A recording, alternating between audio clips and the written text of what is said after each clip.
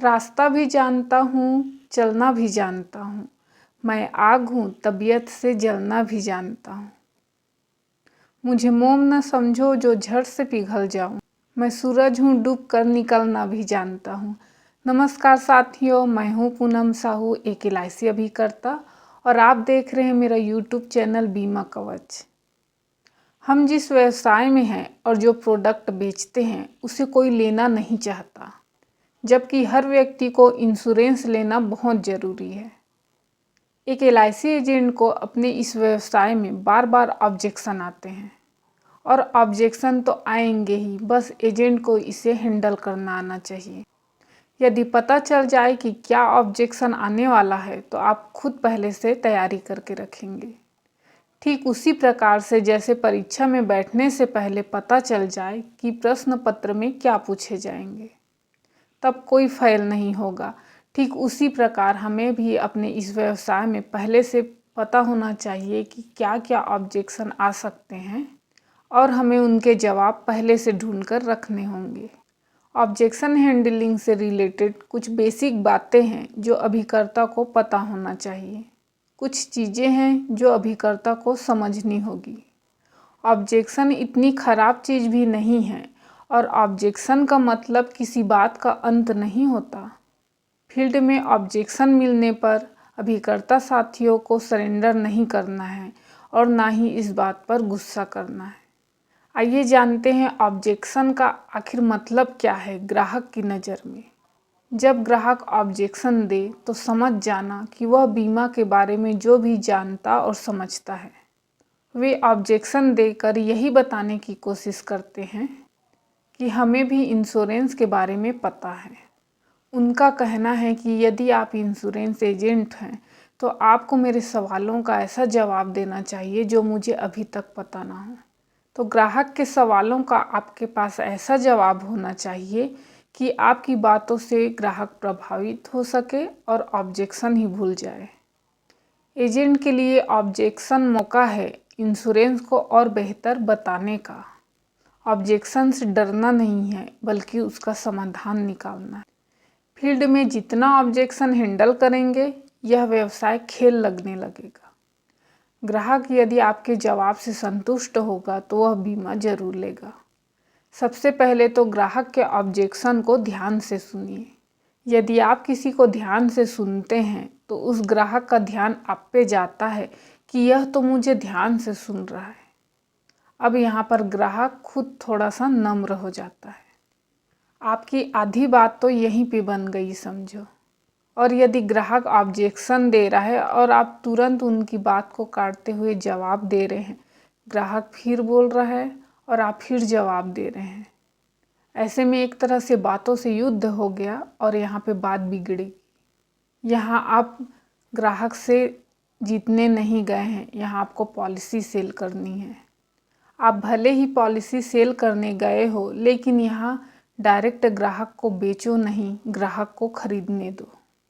यदि ग्राहक कहता है उसे बीमा नहीं चाहिए, इसका मतलब यह नहीं है कि वो कभी बीमा नहीं लेना चाहता। ग्राहक यदि ऑब्जेक्शन दे रहा है तो इसका मतलब यह है कि वह आप पे विश्वास नहीं करता, वह आपको बीमा नहीं देगा। ग्राहक भी ये पूरा ध्यान देते हैं कि एजेंट को भी हमारी बातों का बुरा ना लगे। वे डायरेक्ट ऑब्जेक्शन नहीं दे पाते, यह नहीं कह पाती कि मुझे आप पे विश्वास नहीं है, इसलिए वे ऑब्जेक्शन देते हैं।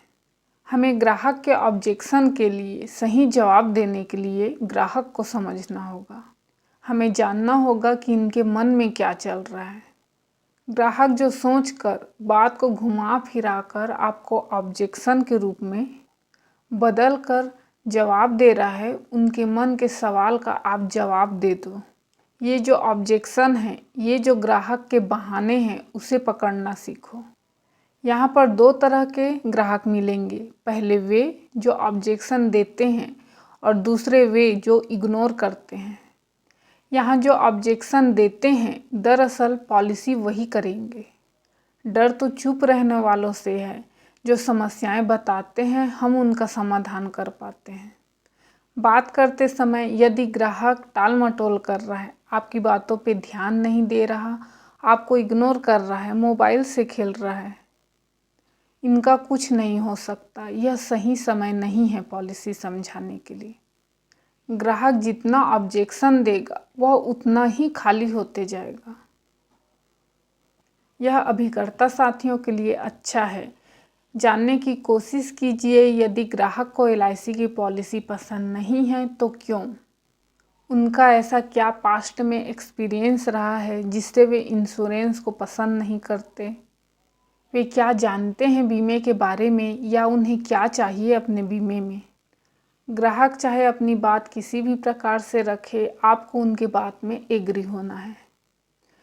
आप ग्राहक की बातों को समझने की कोशिश कीजिए और उनसे ऐसे सवाल पूछिए जिससे उनके ऑब्जेक्शन धीरे धीरे ख़त्म होते जाए। कुछ ऐसी भी बातें करते हैं लोग बीमा को टालने के लिए जो किसी काम की ही नहीं। उनकी बातों को सुलझाते हुए नहीं बैठना है। साथियों, एक बात हमेशा याद रखिएगा, जो व्यक्ति अपना कर्म को अपना भाग्य मानकर काम करता है वह कभी हारता नहीं है। ऑब्जेक्शन कई तरह के हो सकते हैं, जैसे पूछ कर बताऊंगा। यदि ग्राहक कहता है पत्नी से पूछ कर बताऊंगा, तो उन्हें कैसे जवाब दे? उन्हें समझाइए कि पत्नी से पूछना ही है तो किसी के विधवा पत्नी से पूछिए। वो अच्छे से बता सकती है कि उसके पति का बीमा होना कितना आवश्यक था। पत्नी से क्या पूछेंगे? जब तक पति है पत्नी को बीमे से कोई मतलब नहीं। वो तो यही समझेगी कि आप हो, बस उसे और क्या चाहिए। अब ये आपको सोचना चाहिए कि मेरे ना होने पर मेरा परिवार का क्या होगा, इसलिए आपको बीमा करा लेना चाहिए। ग्राहक को ये बात समझाइए कि आपके पूछने पर आपकी पत्नी मना भी कर सकती है, क्योंकि यदि आप अपनी पत्नी से कहेंगे कि आज आपने अपना बीमा कराया है, मुझे कुछ हो जाने पर तुम्हें 50 लाख पैसा मिलेगा, तो हो सकता है आपकी पत्नी उल्टा आप पे गुस्सा हो जाए और कहेगी कि मरे आपके दुश्मन, हमें बीमा का कोई पैसा नहीं चाहिए। इसलिए अच्छा होगा आप इस पर स्वयं विचार करें और अपनी पत्नी को गिफ्ट में दे पॉलिसी। एक बात और, यदि ग्राहक बोल रहा है कि पत्नी से पूछकर बताऊंगा, तो यहाँ ये मत सोचिए कि पॉलिसी नहीं होगी। ये तो और अच्छी बात है। ये और अच्छी बात है। ग्राहक को बोलिए कितनी अच्छी सोच है आपकी। आप अपने जीवन का डिसीजन अपने लाइफ पार्टनर के साथ मिलकर लेते हैं। समय बदल रहा है साथियों, और समय के साथ सोच भी बदल रहा है। ये आज पति पत्नी मिलकर काम कर रहे हैं और इन दोनों मिलकर अगर पॉलिसी सलाह से लेते हैं तो पॉलिसी और अच्छी चलेगी। और यदि आप महिला को पॉलिसी समझा रहे हैं और वो कहती है कि पति से पूछकर बताऊंगी, तो वह भी अपने जगह बिल्कुल सही है। और यदि महिला खुद कमाने वाली है तो आप बिल्कुल सही व्यक्ति को पॉलिसी के लिए आग्रह कर रहे हैं। वो आपकी बात भली भांति समझेगी। और यदि महिला हाउसवाइफ है और घर की सारी जिम्मेदारी पति उठाता है, तो ज़रूरी है पत्नी पति से पूछेगी ही।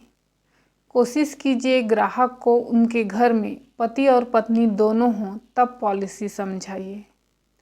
ऐसे में पॉलिसी बिकने का चांस और बढ़ जाता है। CA से पूछकर बताऊंगा।